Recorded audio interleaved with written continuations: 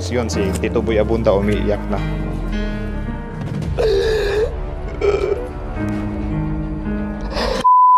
So what is up, noisy spectators? So welcome back na naman sa ating YouTube channel. Meron na naman tayong panonoorin na video dito na alam nyo na sobrang kakaiba or nakakadudang video. Kaya yun, ang tanong, totoo ba ito? So meron itong title na Now Lang, Kris Aquino tuluyan ng namaalam, OMG. So malinaw men, sa title pa lang, winakasan mo na ang buhay ng nag-iisang Kris Aquino. So, wag naman ganun, brother, or whatsoever. So, ang video ito ay mula kay Showbiz Balita. So, panonoorin lang natin ito. Tingnan natin kasi sobrang labo talaga ng content na ito, men. Last night pa nga or kahapon pa nga nag-aano si Kris, di ba, na meron siya or though bumabattle na siya sa isang maano na karamdaman ngayon. Sobrang hirap na karamdaman, pero yun, yung sabihin natin na tuluyan ng namamaalam is something like, you know, gross. So, yun lang naman. Tsaka yung thumbnail pa nito ay meron ng mga kabaong or whatsoever, diba? So, sobrang nakakalungkot na may karamdaman na nga yung tao tapos gaganituhin pa natin sa social media, diba? So, yun lang naman. Gusto ko lang naman na i-point out ng mga ganitong content kasi nakakalungkot ito kapag mas lalo pa itong lumala. Baka magulat ka na lang, brother, na, you know, sampahan ka na lang ng kaso bigla, diba? So, yun lang naman. Ingat-ingat tayo sa paggawa ng mga ganitong content. So again, bago natin simulan ng video ito ay huwag nyo na kalimutan subscribe at click ang notification bell. Tapos yun, di na natin ito patatagalin pa. Simulan na natin. Again, ang title ng video ito, Now Lang, Kris Aquino tuluyan ng namaalam. Oh my God. Let's go. Start. Thank you so much. Tapos yun, si Tito Boy Abunda umiiyak na.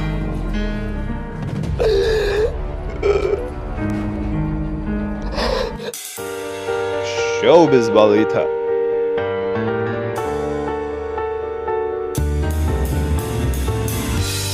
Anumang oras ay pwede na daw namamaalam ang Queen of All Media na si Kris Yun. Aquino. At pwedeng ma-cardiac arrest si Kris dahil lumala sa lumalalang karamdaman niya.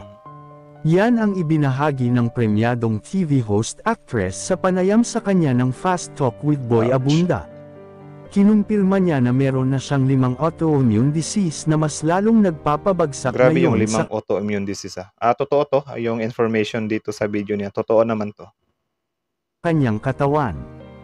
Ang ika-5 raw ang pinakakontrabida Ouch. sa lahat.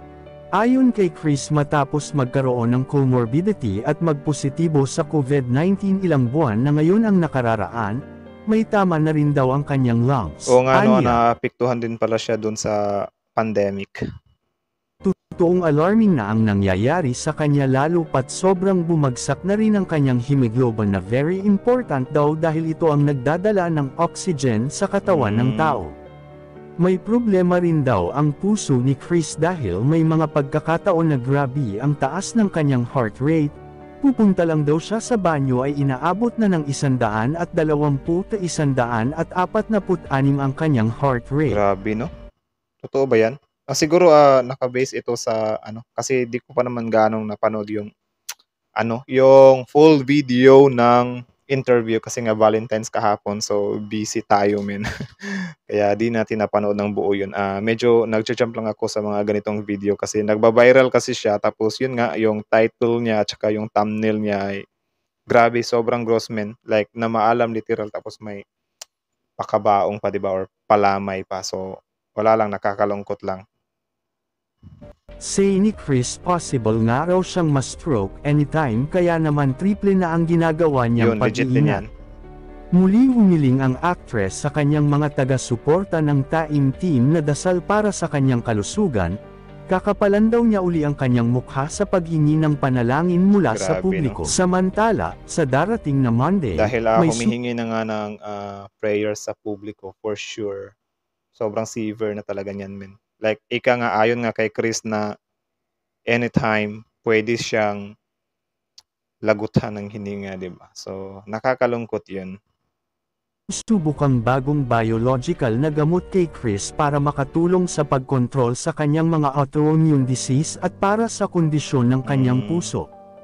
Big risk raw ito para kay Kris dahil kapag hindi raw ito naging effective sa kanya, pwede siyang ma-cardiac arrest. Yun. Baby dose pa lang ang ibinigay sa kanya ng mga doktor at titingnan kung kakayanin niya. 4 na doses daw ang kakailanganin niya para sa nasabing treatment. So, yun lang naman. As per watching this video, legit naman yung nasa loob ng video niya. Ano talaga siya? Legit yung video. Yun yung sinabi din sa interview na parang, yun nga, anytime pwede na siyang lagutan ng hininga or yun, naghumihingi siya ng dasal, mga ganun-ganun, di ba? Sobrang, ano yun, legit naman yung nasa laman ng video ito. 2 minutes and 19 seconds din to.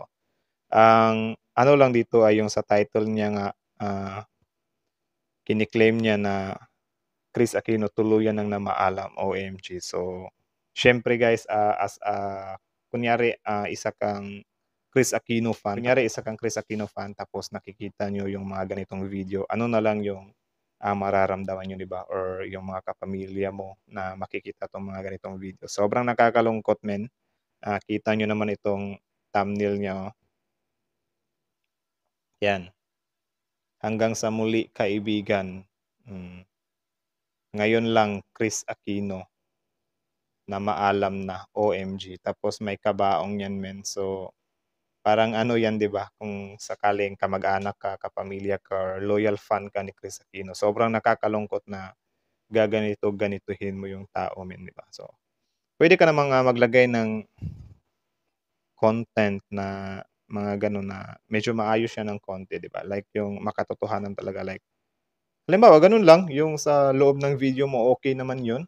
This is for you, Showbiz Balita. Actually, parang nakakaano lang kasi, sobrang nakakalungkot lang kasi, yun nga, Pilipinas naman to, Pilipino naman tayo. So, bakit kailangan natin tong gawin, di ba? Yun lang, yung title lang yung thumbnail lang talaga na may lamay pa, di ba? Alam naman natin na lumalaban na nga yung tao. Nagsisikap na mabuhay, humihingi ng dasal, tapos yung mga thumbnail ganito na, or yung, alam nyo, parang nakakadagdag din siya ng negativity. Yan, 39,000 views na din kasi yan. So, for sure, marami nang nakakita nito. Anytime pwede itong dumating kay Chris. Humihingi nga siya ng prayers, di ba? Tapos, ganito, may mababasa siyang ganito na, meron din palang tao na, nag-aano na mawala ako sa mundong ito anytime whatsoever. So yun lang, ang video ito ay totoo naman, yung laman ng video niya, pero yung thumbnail niya nga lang na may palamay kabaong, sobrang nakakalungkot nun. Sobrang sad.